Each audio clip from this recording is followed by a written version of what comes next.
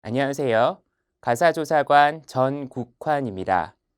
두 번째 파트는 자녀의 특성과 부모의 행동에 관한 내용을 안내해 드리겠습니다. 우리 자녀의 마음을 이해하고 살펴볼 때 가장 중요하게 고려해야 될 점은 무엇일까요? 네, 바로 자녀의 연령과 발달 단계, 기질 등을 함께 이해하는 것이 무엇보다 중요합니다. 왜냐하면 같은 어려움을 겪더라도 영유아기, 학년 전기, 학년기, 청소년기 시기의 자녀들은 서로 다른 방식으로 표현하기 때문입니다.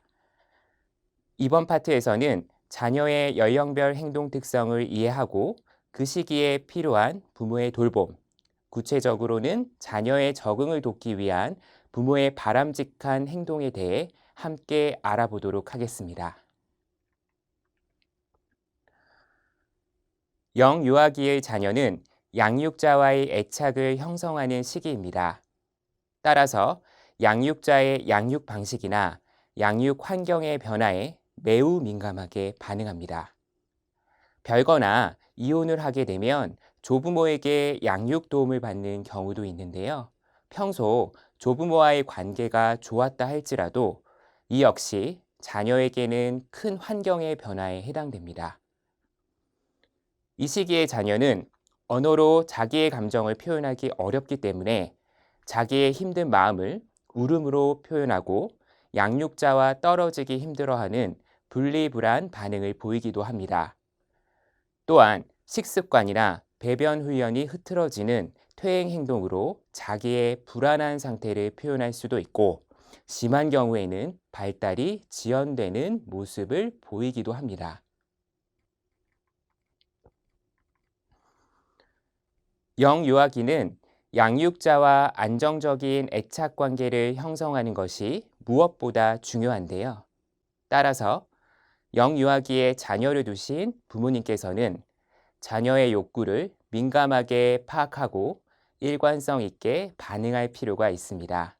또한 부모님께서는 자녀가 양육자와 갑작스럽게 분리되는 등의 급격한 환경 변화가 생기지 않도록 도와주셔야 합니다.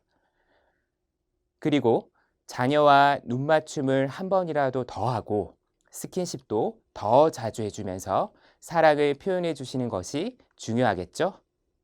만약 자녀가 퇴행 행동을 하거나 발달 지연 문제를 보이는 경우라도 조급해 하지 마시고 인내심을 가지고 기다려 주시면서 그 변화를 관찰하는 것이 중요합니다. 다음으로 학년 전기 자녀의 특성을 살펴보겠습니다. 학년 전기의 자녀는 부모의 상황에 대해 조금씩 눈치챌 수 있고 부모가 나를 보러 오지 않으면 어쩌지 하는 구체적인 걱정과 불안감을 느끼기 시작합니다. 특히 이 시기의 자녀는 인지 발달적인 측면에서 자기중심적인 특성이 강한데요. 그래서 부모의 싸움이나 이혼을 자기 탓으로 생각하고 죄책감을 가지게 된다고 합니다. 상상력이나 생각하는 능력은 늘어나지만 감정을 조절하는 것은 아직 어려워서 때를 쓰거나 부모에게 화를 내기도 하고 눈을 깜빡이는 틱 증상과 같이 심리적인 어려움을 신체 증상으로 표현하기도 합니다.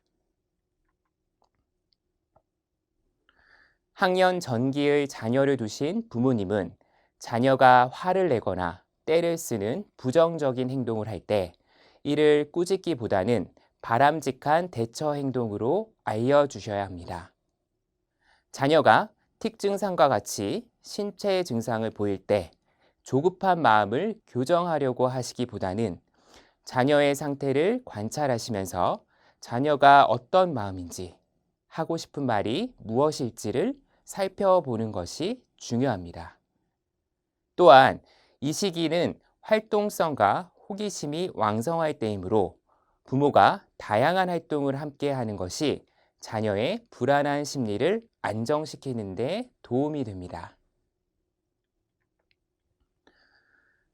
학령기의 자녀들은 부모의 이혼 과정에서 특히 다양한 반응을 보일 수 있습니다. 부모의 이혼을 받아들이지 못하고 재결합에 대한 기대를 갖기도 하고 부모와 헤어질 수도 있다는 불안감에 양육자에게 지나치게 의존하거나 순응하는 모습을 보이는 경우도 있습니다.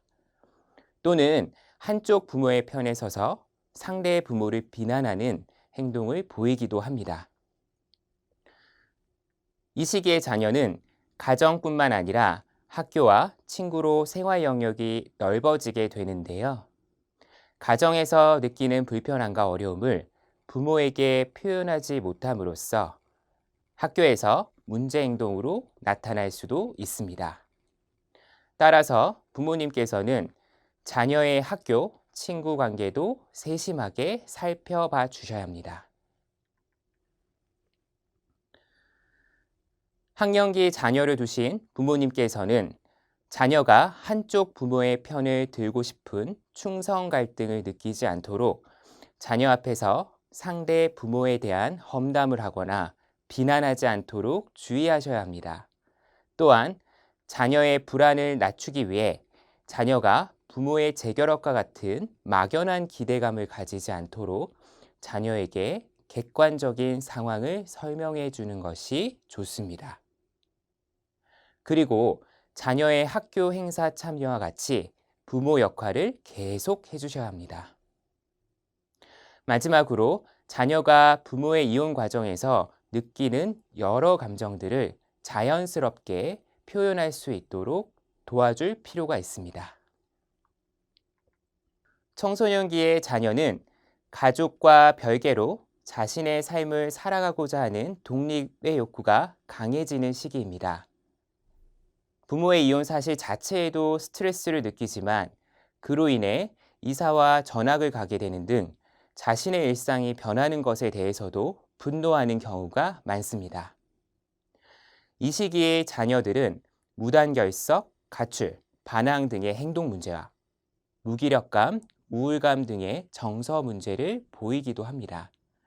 반대로 부모의 문제에 과도한 책임감을 느끼며 지나치게 어른처럼 행동하기도 합니다.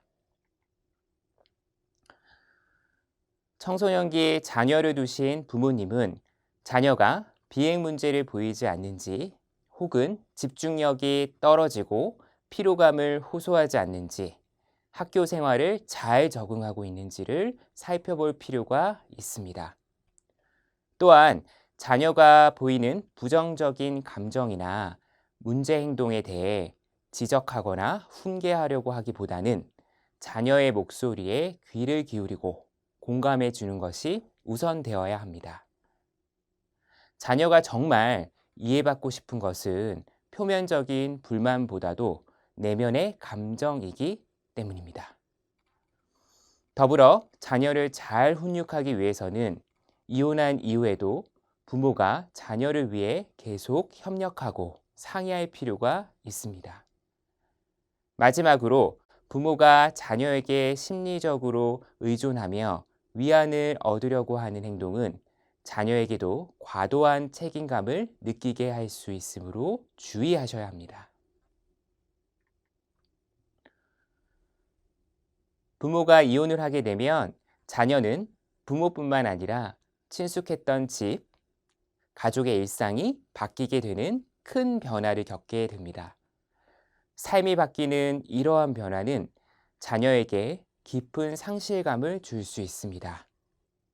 그러나 자녀에게 이혼은 너희 잘못이 아니고 너희에 대한 엄마 아빠의 사랑은 변함이 없다라는 일관된 메시지를 잘 전달한다면 자녀는 점차 안정감을 찾게 될 것입니다. 지금까지 부모의 이혼 과정에서 자녀의 적응을 돕는 바람직한 부모의 행동에 대해 안내해 드렸습니다. 정리하면 자녀의 생활 환경이 너무 급격하게 변하지 않도록 배려해 주시고 자녀가 상대 부모와 시간을 편하게 보낼 수 있도록 지지하고 도와주는 것이 필요합니다. 또한 자녀가 부모의 이혼에 수치심이 느끼지 않도록 부모가 먼저 자신의 감정을 정리하여 새로운 생활에 적응하는 모습을 보여주셔야 합니다. 마지막으로 자녀의 감정과 경험에 대해 함께 대화하는 시간을 갖는 것도 도움이 될 수 있습니다. 부모님께서 최선을 다해 자녀의 마음을 살핀다고 해도 전문가의 도움이 필요한 경우들이 있을 수 있습니다. 자녀의 어려움이 장기화되거나 점점 심해진다면, 그리고 자녀를 돌보는 부모 자신이 힘들고 불안정하다고 느끼신다면 전문가를 찾아 도움받으시길 권해드립니다.